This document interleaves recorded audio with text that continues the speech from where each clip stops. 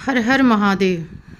आज की कथा है श्री हरि को सृष्टि की रक्षा का भार एवं भोग मोक्ष दान का अधिकार दे भगवान शिव का अंतर्ध्यान होना।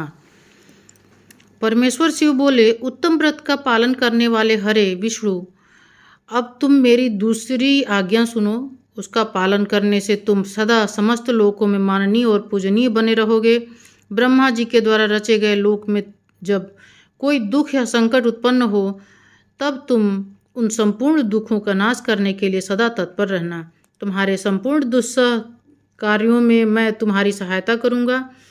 तुम्हारे जो दुर्जय और अत्यंत उत्कट शत्रु होंगे उन सबको मैं मार गिराऊंगा। हरे, तुम नाना प्रकार के अवतार धारण करके लोक में अपनी उत्तम कीर्ति का विस्तार करो और सबके उद्धार के लिए तत्पर रहो। तुम रुद्र के ध्येय हो और रुद्र तुम्हारे ध्येय हैं। तुम में और रुद्र में कुछ भी अंतर नहीं है। जो मनुष्य रुद्र का भक्त होकर तुम्हारी निंदा करेगा उसका सारा पुण्य तत्काल भस्म हो जाएगा। पुरुषोत्तम विष्णु, तुमसे द्वेष करने के कारण मेरी आज्ञा से उसको नरक में गिरना पड़ेगा। यह बात सत्य है, इसमें संशय नहीं है। तुम इस लोक में मनुष्यों के लिए विशेषतः भोग और मोक्ष प्रदान करने वाले और भक्तों के ध्येय तथा पूज्य होकर प्राणियों का निग्रह और अनुग्रह करो।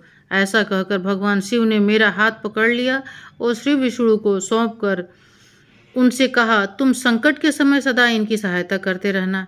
सबके अध्ययन होकर सभी को भोग और मोक्ष प्रदान करना तथा सर्वदा समस्त कामनाओं का साधक एवं सर्वश्रेष्ठ बने रहना। जो तुम्हारी शरण में आ गया वह निश्चय ही मेरी शरण में आ गया। जो मुझ में और तुम में अंतर समझता है वह अवश्य नरक में गिरता है। ब्रह्मा जी कहते हैं, देवर्षि भगवान शिव का यह वचन सुनकर मेरे साथ भगवान विष्णु ने सबको बस में करने वाले विश्वनाथ को प्रणाम करके मंद स्वर में कहा।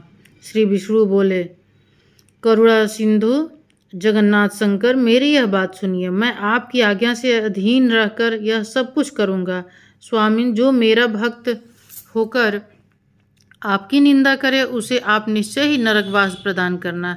नाथ जी, आपका भक्त है वह मुझे अत्यंत प्रिय है। जो ऐसा जानता है उसके लिए मोक्ष दुर्लभ नहीं है। श्री हरि का यह कथन सुनकर हरे ने उनकी बात का अनुमोदन किया और नाना प्रकार के धर्मों का उपदेश देकर हम दोनों के हित की इच्छा से हमें अनेक प्रकार के वर दिए।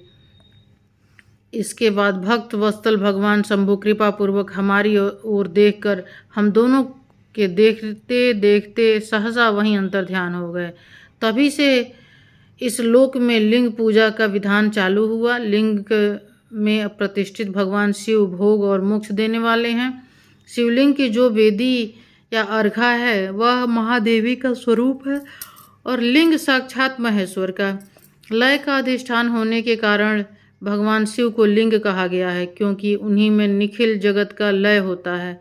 महामुने, जो शिवलिंग के समीप कोई कार्य करता है उसके पुण्य फल का वर्णन करने की शक्ति मुझ में नहीं है। तो आज की कथा इतनी है। अब अगली कथा हम पढ़ेंगे शिव पूजन की विधि तथा उसका फल।